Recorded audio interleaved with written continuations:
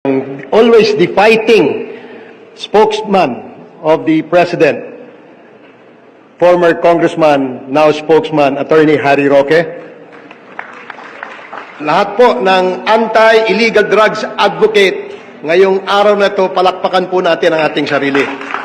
It has been the primordial duty of the committee which I head, the Committee on Dangerous Drugs in the lower house, to help ang ating law enforcement agencies in the war against illegal drugs.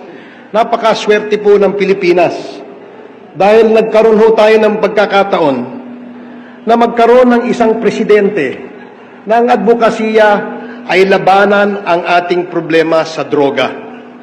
Seen a lot of people, politicians, and people from the private sector who have always been announcing that ako ay kontra sa droga, ako ay kontra sa ganyan, but never na nagkaroon ho tayo ng isang leader na ipinakita ang kanyang leadership para labanan o mag-declare ng totoong gera sa droga. At walang iba ang pwedeng gumawa niyan kundi po si President Rodrigo Roa Duterte. Bihira ho tayo nakakita ng isang leader na bukod sa kanyang deklarasyon na war against drugs and war against criminality and war against corruption, meron pong ipinapakitang totoong datos. Kaya nga ho, meron tayong real numbers, PH, because that only indicates the real picture. And that real numbers tell everybody na ito ho ang totoong kalagayan ng ating bansa. Maglagay man ho tayo ng 100 President Duterte dito sa Pilipinas. Ngunit kung hindi masusuportahan ng private sector, hindi masusuportahan ng ating ahensya, palagay ko, hindi ho magsasucceed at hindi ho magiging victorious ang ating leader kung ganon. Nararapat lamang na atin siyang suportahan because he does not just worry about the present state of the country, but he worries about the future of this nation, the future of our younger generation. Kaya nga ho, dapat magtulong-tulong, magsama-sama, suportahan natin ang kampanya laban sa illegal na droga. Again, ladies and gentlemen, I would like to emphasize that this war is not an ordinary war. I am glad that no less than the President is leading this war. Because if it not for President Duterte, we would not have known na ganito pala ang kalaki ang problema natin sa droga. And he was the only leader bold enough, courageous enough to name narco generals, narco cops, narco judges, and even narco politicians. Kaya ho, ako'y hangang-hanga sa ating presidente. I hope after the president's term expires in 2022, the next leader will continue this war against drugs kasi hindi ho natin kayang masolve itong problema to in a span of 6 years.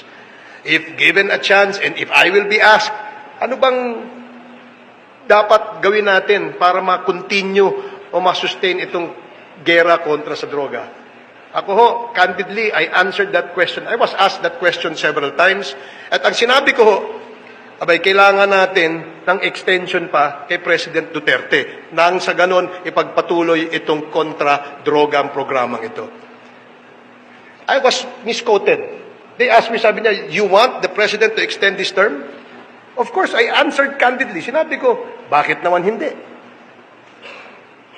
Wala hong dapat ikatakot ang sambayan ng Pilipino, lalong-lalo na kung ang ating leader ay nagpapakita ng totoong pagmamahal sa bayan. Hindi lamang ho, puro salita. Marami na ho tayo naging leader, puro salita. Colonel Leonardo, ano po ang tingin ninyo sa mga programa ng ating dating Pangulo?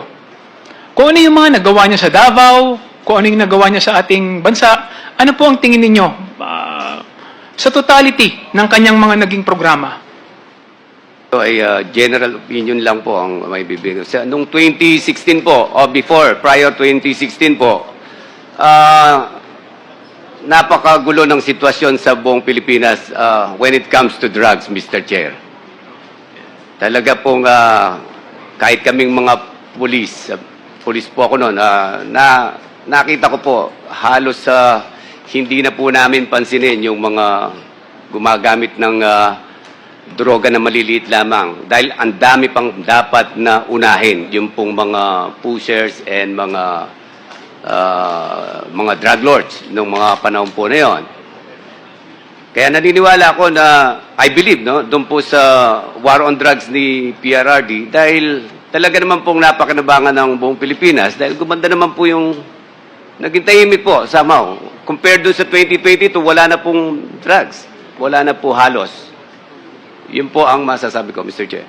Maraming salamat po, Colonel Leonardo. Mr. Chair, and lastly, with regards to the statement of PDEA, I think it is inaccurate for him to say that the drug fight or the drug problem did not improve during the drug war. I can say that in my city, when I was mayor, nag-improve yung nag-improve yung situation namin during the drug war because yung police namin nagtrabaho talaga sila. As a matter of fact, during the course na marami silang hinuli, in less than 2 months, Mr. Chair, there are over 900 people who surrendered in front of my city hall when I was mayor. Why? Because natatakot po sila na mamatay and they surrendered. And because of that, the drug problem in Ormoc City bumaba talaga. So, it is not accurate that the Director General said na hindi nag-improve ang situation. At least in my part, as mayor, and I can only speak for myself, nag-improve yung aming lugar. Yes.